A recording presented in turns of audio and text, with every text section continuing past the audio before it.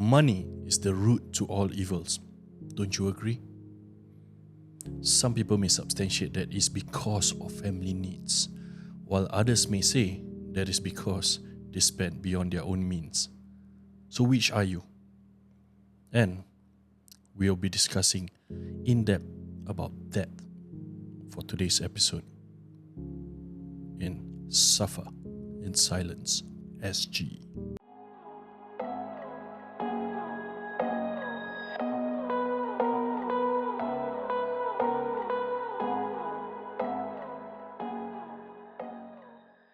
Hi, my name is Rizwan Juraimi. Welcome to the very first episode in Suffer in Silence SG, where we'll be discussing some topics and looking into a particular story that I received from someone. And from there, we'll see as to whether his actions were actually fruitful, or could there have been another method where he could have solved his problems. Today, we're going to be speaking about debt. I'm pretty sure that most adult in Singapore has a debt, whether once had a debt, currently had a debt, or couldn't survive because of the debt. So the thing is, how does one get into debt? Firstly, a lot of people will say that, hey, you are actually spending beyond what you earn. Well, different people would have different earnings, right? I'm pretty sure some of you out there are earning above 5,000. Some people are earning below 3,000. Well, I do not really want to go into the data of what is the median income range, average income range. No, I'm not going to go there. But all I'm going to say is every single person has a different income level. So having a different income level means you have a different spending power. Does that mean that you cannot buy the same thing as someone who's earning $10,000? It exactly means that. You want to buy the same exact thing? Yes, possible. You save it up. It's not about, oh, today I want it and today I can actually buy the same thing as someone else. That person earns $10,000, spending $1,000 is just 1/10. If you earn $2,000, that is half of your salary. Is it worth it? You should be able to decide. But looking at today's topic is because a lot of people were unable to actually make the right decision. So that is where it comes to the next point, shiny object syndrome. Is this something strange that not everyone has, or is it something of a culture? Look at it this way. Look right, look left, look at your own hands. What phone are you using right now? Are you still using the Nokia series where you can just text and call, or are you actually using the latest iPhone models? Well, some of you might be a few years backwards, but at that point in time when you purchased your phone, how much was it? You tell me, oh, it's free because of taking a plan with the telcos. And the plan don't need to pay. Come on, guys. So, this shiny object syndrome usually happens not to those people who are actually in the lower income, but quite rampant in those middle income earners. Let's put it that you're earning about 5,000 a month. And I'm not gonna say you're living a luxury life. You're living in a HDB, normal and everything. But here's the thing, you got a driving license, you want to drive, or you need to drive for whatever reason that you may say you have. Then there comes the choice of what car to buy. Well, a lot of people will tell you just buy any car that can move from point A to point B. But given a choice right in front of you, would you choose the cheapest car? Or would you choose the best car? How do you term the best car? Some of you is by performance, some of you is by size, some of you is just by reviews by influencers and whatsoever not. So, if you have this intention to get the higher rung, the higher tier vehicle, can you afford it? Or are you actually just squeezing out every dollar that you can? If you are actually squeezing out more than you should, then that is where the shiny object syndrome is causing you to go into debt. Before I continue further, let me just remind you, I am not a financial advisor. I am not a banker. I am illiterate. Let's just call it that way. I am illiterate in terms of financial instruments. But I know life. I've gone through life. I have friends. I got debts of my own. So the thing about it is, Why does some people get into debt aside from the other two that I've said earlier? Well, there are emergency situations that we might have planned for but insufficiently, or we might not even have planned to actually go through such an emergency situation, some of which will include loss of employment. No one expected COVID to come, but when it hits, there are people who suffer because they lost their job. Why? I don't know. Depends on the industry. The market is suffering. There are people who actually lost their jobs. Alright.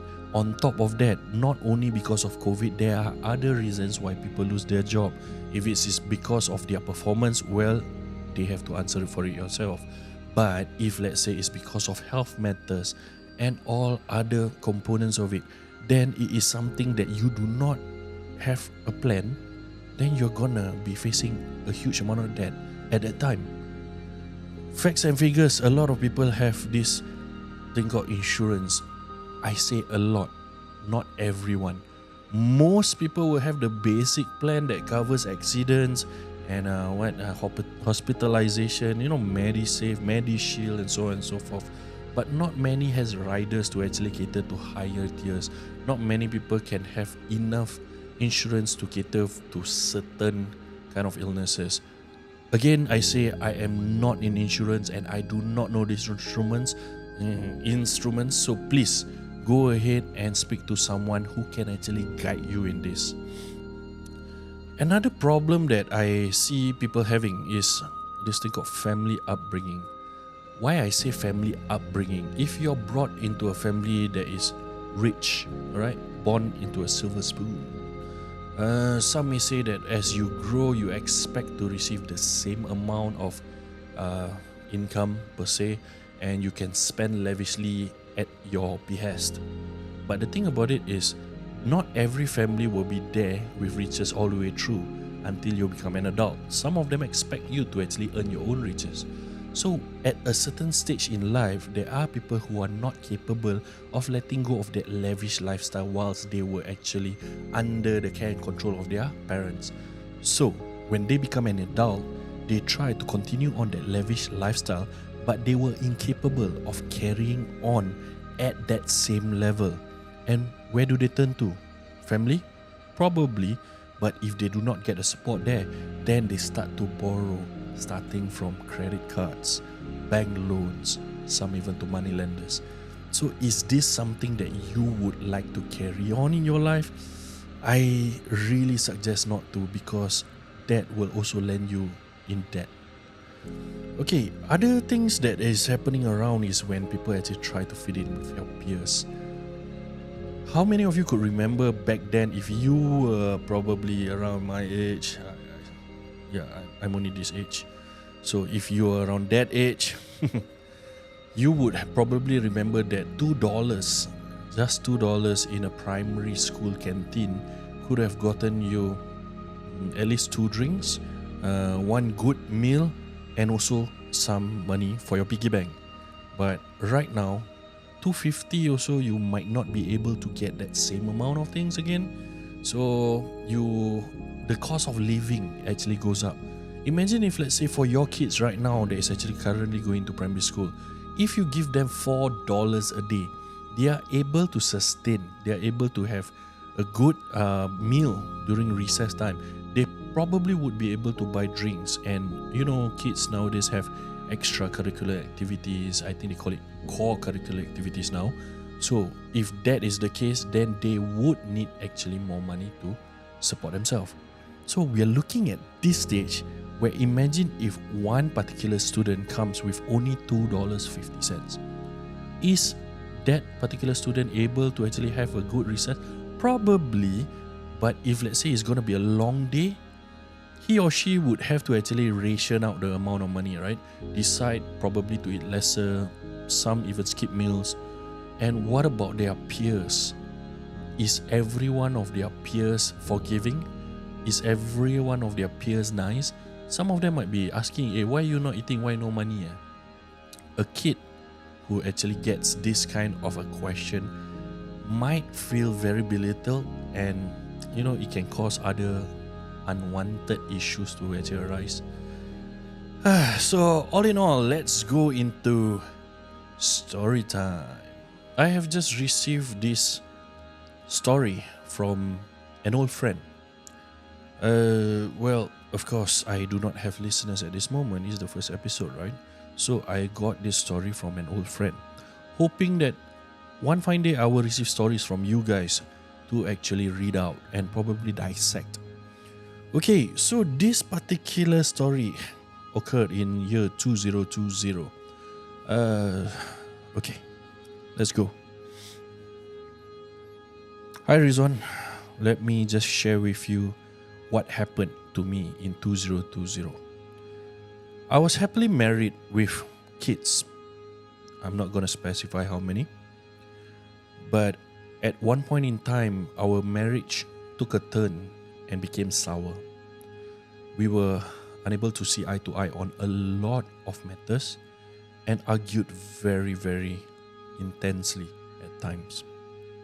So in 2020, my ex-wife decided to file for divorce. So, of course, we're not talking about divorce today, but I would like to share that the cause of my debt is actually the divorce, as well as paying for car arrears. And the situation actually worsened during the COVID period, circuit breaker in 2019. I was gainfully employed way before that. But because of the divorce and certain elements of the divorce, I was being accused of using physical violence at home to a point that my children were affected. And because of that, I was told to leave my employment. After leaving the employment, I could not secure a gainful employment easily and turned to being a Lalamove rider at that point in time. I was taking back about 2,300 per month. But I had a monthly obligation of about 1.8k because of credit cards, because of paying for the divorce fees, also paying for the car arrears. So this car was actually bought together with my ex-wife, and we have decided to pay for it, together 50% each. But because of the situation we are facing, I had to actually cover the payments myself. And truth be told, with 2,003 per month and paying for 1,008 every single month, I fell into a deficit. The first few that actually started chasing me were banks. And it started by calls non-stop, texts, and it became letters until such time that I received lawyer letters, demand letters from lawyer to actually make payments, or else they threatened to actually take, some further actions in court. At that point in time, when I first received the letters, of course it was stressful. I lost my employment. I'm currently a delivery rider. I do not earn as much and I still have that much to pay. I'm incapable of actually keeping up with the bills, but these lawyers are just continuously coming without any, compassion. Short term it. No compassion. They continue pressing and pressing for payments. I couldn't take it anymore, and I rebutted. I started answering their phone calls in a very rude manner, and since they were actually demanding payment, I just continue to actually name call them, just answer in a very rude manner. I do not want to divulge what exactly I said to them, but it wasn't anywhere near nice. Until such time, I've decided to embark onto this journey and took this thing called DRS, Debt Repayment Scheme. I had no choice, no other choice available at that time. And at that point in time, my ex-wife wanted to claim an exorbitant amount of money from me for the divorce proceedings. So with DRS being initiated as an insolvency application, she finally backed down. Number one, she's not willing to actually co-share the losses of the car, although they had actually purchased it together. But it is under this person's name, and I'm not quite sure how, but he was actually trying to actually push over half of the payment to her, and she's not willing to, and she backed down. So during the DRS application, I was very nervous. I didn't know what to do. Of course, in the initial stage, I sought help from banks. They were not helping me. They were actually trying to demand me for payment. And on top of that, I got other debts to actually clear. And because of the fact that I couldn't anymore, I decided to actually approach the company to do for me this thing called DRS.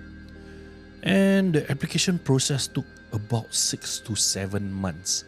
It was very, very, very long. But I trusted the process. I was nervous all the way through whether or not it will help me or it will actually, just wait 6 months, then the problem snowballs again. But after the whole thing, I managed to get an approval, and at that moment, I was relieved. Well, generally, the impacts are more good than bad. What I'm trying to say is this person told me that after the moment he had got approved for DRS, he was able to actually pay a significantly lower amount. And I tell you, I kid you not, it's not 4 digits, it's only 3 digits for his case. I'm not telling you every one of you will get the same.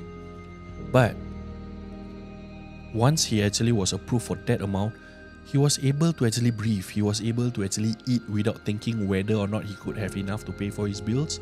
Of course, the stress level was reduced significantly. When asked whether he regretted, he told me, no, I don't regret going for DRS. Well, the loss that I get because of the fact that I actually entered DRS is I cannot be named in a business entity. Well, in any ways, I don't intend to put my name as an owner of a company or an officer of a company, so it doesn't really bother me. Let's dissect the situation. Firstly, he got into this situation because of divorce, as well as car installments. So as earlier stated, car installments, that's the problem that actually adds on to it. I'm not quite sure what caused the divorce, and I'm not going to insinuate. But if money is also part of it, then it's clear. It's clear that money, after the debt gone up, it causes both of them to actually bicker. Yeah, it can be one of the causes of divorce. COVID. Yeah, he was stating that COVID happened. He lost his job before that. He lost his job before that because of the divorce mainly. But at that moment in time, being in a COVID environment, how was it easy to actually get a good employment? It's not. So once he lost his job, he had to turn to delivery. I'm not quite sure whether he tried other delivery. I'm not going to advocate for any companies, but he brought home about 2,300 and had a bank obligation of 1.8k. And all these pressures caused him to actually decide to go to DRS. Okay, let us go through something. Please give me one moment.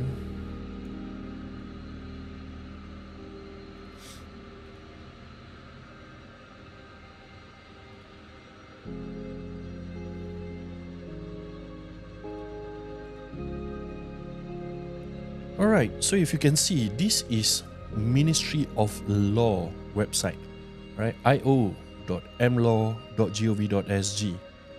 Of course, we are at Insolvency Office, there's bankruptcy, debt repayment, corporate insolvency, e-services. Okay, let's go into DRS. So if you go into this page, it actually tells you what is DRS. It's a pre-bankruptcy scheme, right? Stated here, pre-bankruptcy scheme, administered by the official assignee. So in other words, this is administered by the government. It's not administered by some banks or any other institutions. It is a win-win outcome for both debtor and creditor. Debtors with unsecured debts not exceeding 150k will be able to enter into this thing called a DRP under the DRS with their creditors and avoid bankruptcy. Avoiding bankruptcy. So that is what DRS is all about.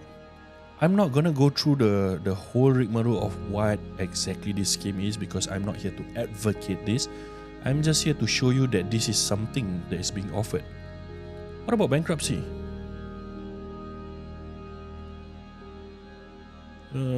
Bankruptcy is a legal status of an individual who cannot repay debts of greater than 15,000 and is declared bankrupt by the High Court. So, one thing to take note, bankruptcy said 15,000, but just now DRS said below 150,000. So take note, anything below 15,000, you can't be made a bankrupt. So if you owe like 2-3,000, relax, okay? So, bankruptcy is another method out. I'm not going through it again. Please, I already give you the website. Go inside and have a look. There's another 2 methods out here that I actually found. Alright, one of it is Adulam Life Counseling. So whenever you're facing debt troubles, you can actually go to them. From what I gathered, when you go over there, there is a fee like $50, if I'm not wrong, that you need to pay them in order to get into this counseling session. So during this counseling session, what they will do is actually find out from you your overall debt. Alright, banks inclusive of money lenders, but for them, they manage money lender debt. There is a way for them to actually help you to write into all the money lenders that you owe, depending how many you want, 2, 5, 10, and we'll try and see whether or not they can negotiate a lower repayment amount for you. Sometimes they win, sometimes they lose. Sometimes they're able to bring it down a lot, sometimes they are only able to pause the payment for a bit. So this is one, but they do not do banks, right? They will always refer you to this thing called Credit Counseling Singapore. Well, one thing about Credit Counseling Singapore, they started out only handling bank debts. But after a while, they are also doing money lenders. They are also consolidating all these things. The word consolidation doesn't mean debt consolidation plan. Alright, that's a different thing.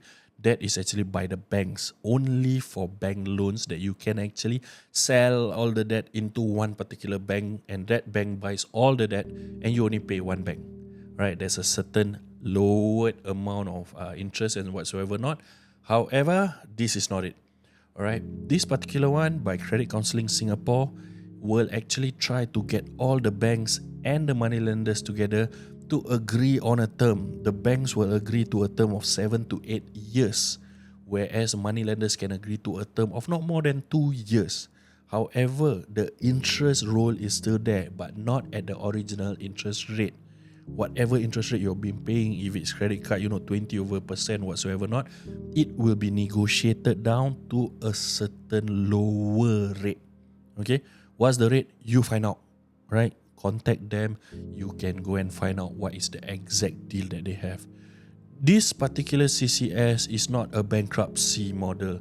It's not a pre-bankruptcy plan. It is something that you go there, receive counseling, and they will assist you to negotiate. Your payments are still with all the individual banks. Alright, take note of this. You miss any payment, you cannot pay for whatever reason, then they can actually take actions against you still. Okay? When it comes to DRS, it's totally different because you don't pay them, you pay to the court. And then after that, all the payments will be made lah. Court mean law, read up. Okay? So, that being said, hello.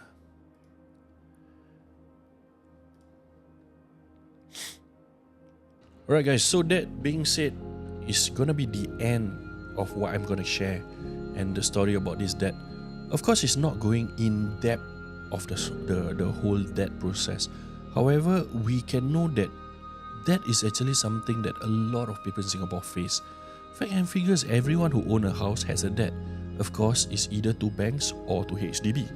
So if it's to HDB, they say it's safer. To banks, it's actually more dangerous.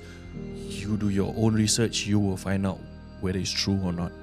But what I'm trying to say is this is not an alien topic. Everyone has debt. How you manage your debt is very important. As such, if you are having any of these situations when it comes to shiny object syndromes lah, spending more than you can earn, if you are still at a lower stage, please realize that this is gonna snowball into a bigger problem one fine day. And with that, I will say goodbye, and I will see you in the next one.